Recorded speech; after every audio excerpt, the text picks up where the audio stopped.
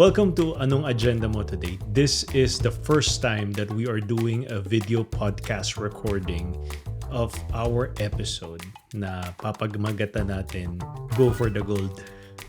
Which is very timely because we just had another successful Filipino who won the Paris Olympics. Actually, the very first Filipino who won the Paris Olympics, winning gold, Carlos Yulo. Did you know that in 1924, the Philippines first participated in the Olympics, which coincidentally was also done in Paris. So after 100 years, we're back in Paris and we are bringing home the gold thanks to Carlos Yulo, who is the first ever recipient of the Olympic gold for the sport gymnastics. I think that is a feat na mahirap ma-achieve because of the immensity of the sport, gaano kadaming mga tao ang sumasali sa Olympics, and gaano kadaming tao ang hindi nakakapag-uwi ng kahit ano. I was just reading earlier while I was doing my research for this blog about the historic win of Carlos Yulo in the Olympic Games. So let's talk about that. Let's talk about those things. And I think it would be crucial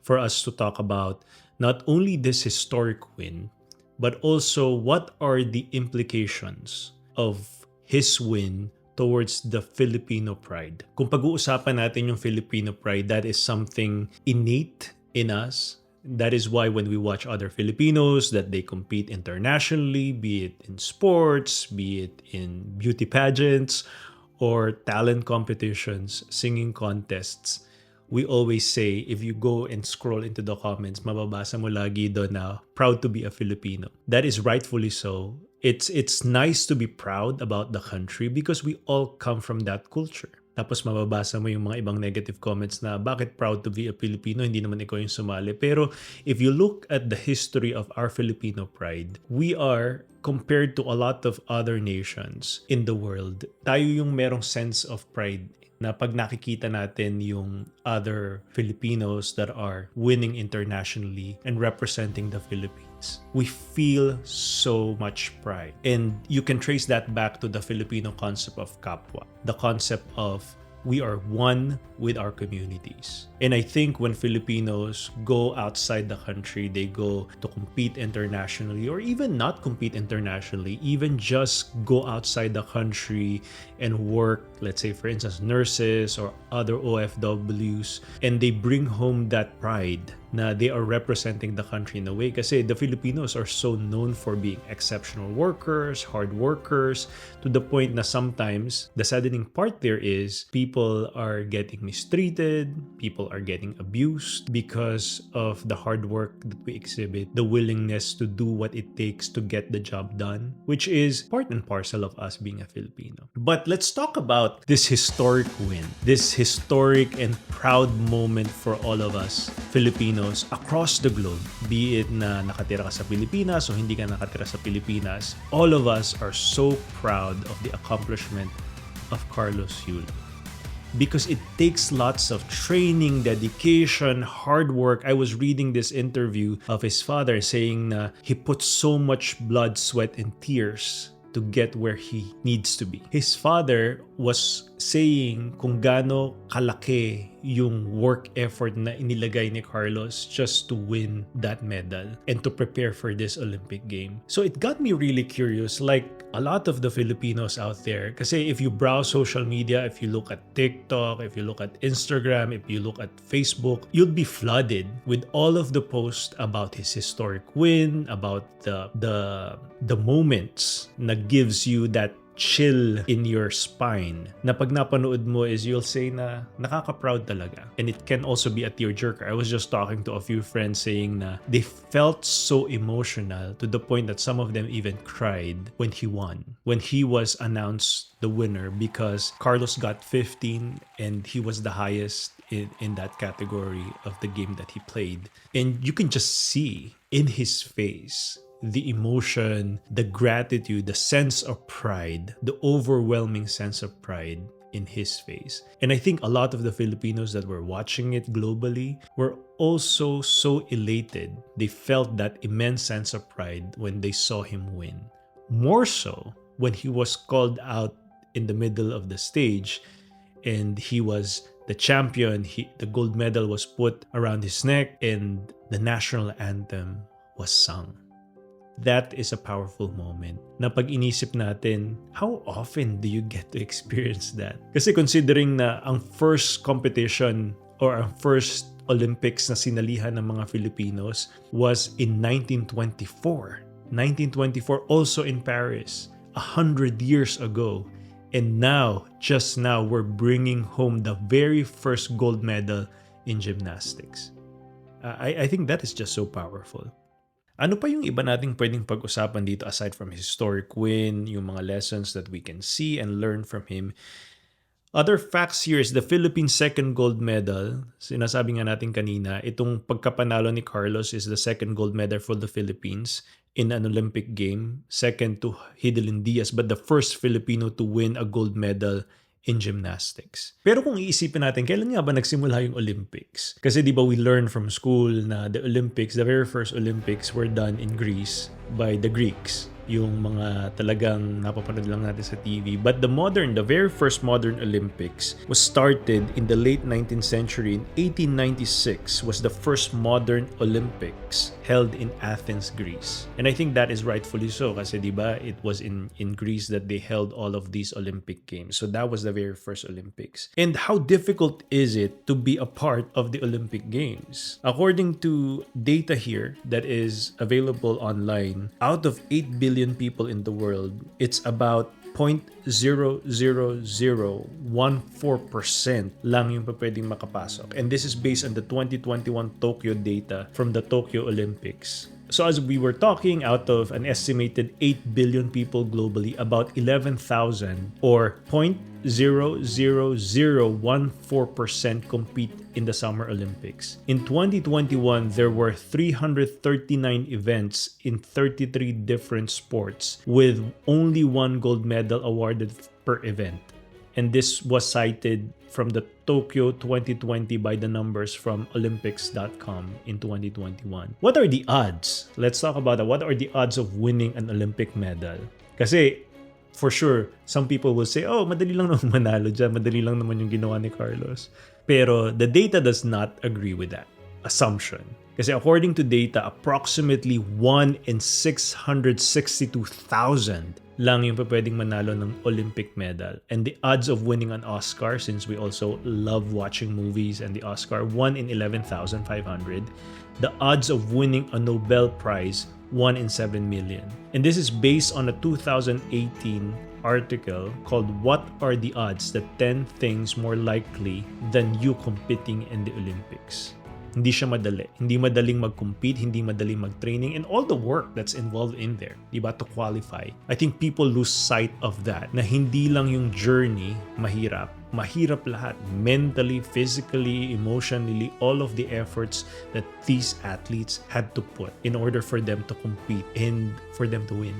Like Carlos, whatever you've accomplished, it's amazing because not a lot of people can do what you do. So, panoorin natin. So, yun yung second part ng video is what can we learn from the Olympian, the most recent recipient of a gold medal from an Olympic game, Carlos Yulo. Panoorin natin yung ilang videos niya. Okay?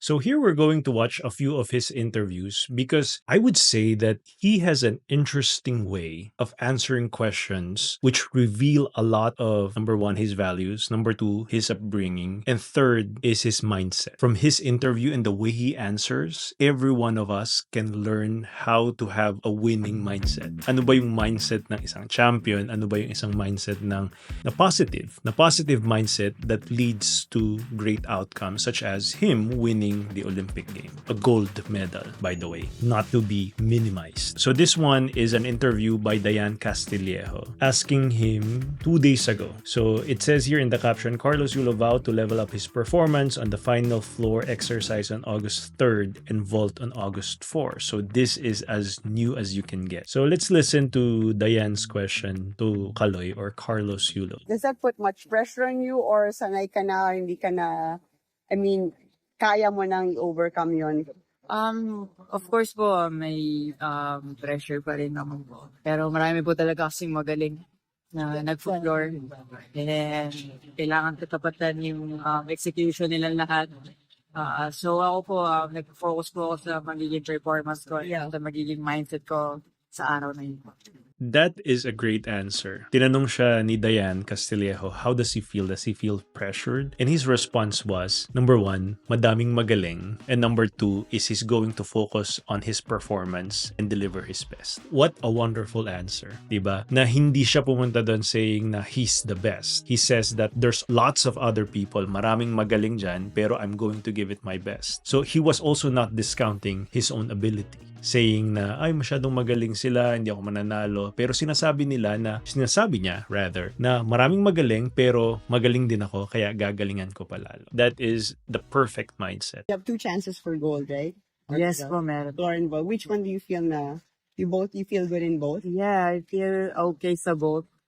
Pero feeling ko may igaganda po talaga yung gold ko eh. So, magpo-focus po ako sa mga training and try ko po na i-replicate po siya sa competition. That is another great response. He was asked, ano yung sa tingin mo mas magaling ka? Ang sinabi niya, okay naman siya dun sa vault niya. He feels confident about his vault. Pero ano yung sinabi niyang susunod? He said na mas marami pa siyang i-improve. Mas marami pa siyang igagaling. And he will focus on relieving yung experience niya before kung saan nagawa niya ng mabusay yung vault na tinatanong sa kanya. So that is a good example of growth mindset, right? He didn't say na, oh, I'm already good. I already did 100 times itong practice, itong routine na to, and I will do it 100%.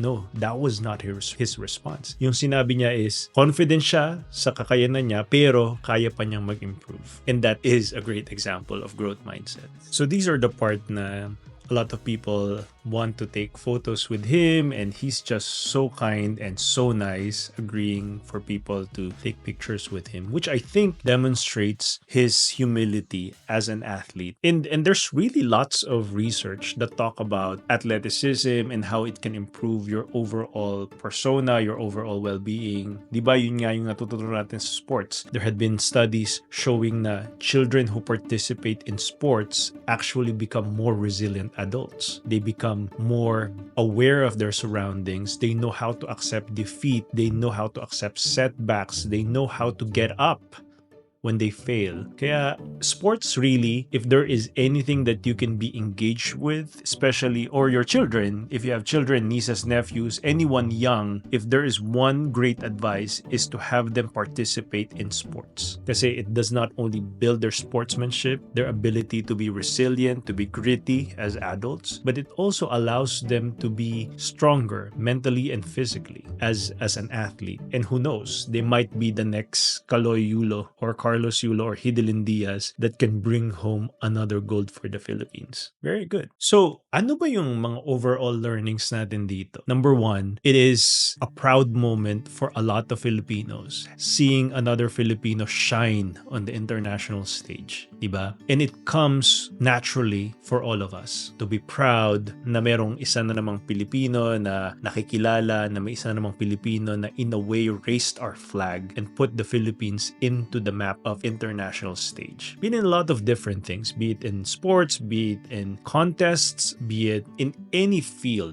na makikita natin there's another Filipino out there who is a shining example not only for our country but for all of us of our resilience, of the things that we can do together as people. And I think that is what makes the Filipino culture unique, is we have that sense of community. Diba, I remember when Manny Pacquiao used to compete in boxing, every Filipino will be watching, including, I think I saw that in one news, na there was even a statistic na whenever Manny Pacquiao is competing for boxing, there's zero crime rate whenever he's competing for boxing, which is so impactful because even those people that are thinking of committing crime would rather not do that bad deed, but watch Manny Pacquiao and be proud at that moment that he is a shining beacon for the Philippines. So, those are our learnings. It's just an amazing moment for Kaloy, for Carlos Yulo, for for winning this. There's lots of great perks waiting for him when he comes home, kasi there are legislation in the Philippines that give him monetary incentives in the millions of pesos and other endorsements that come in his way, which he all deserves, because to get where he is, it required not only lots of mental fortitude,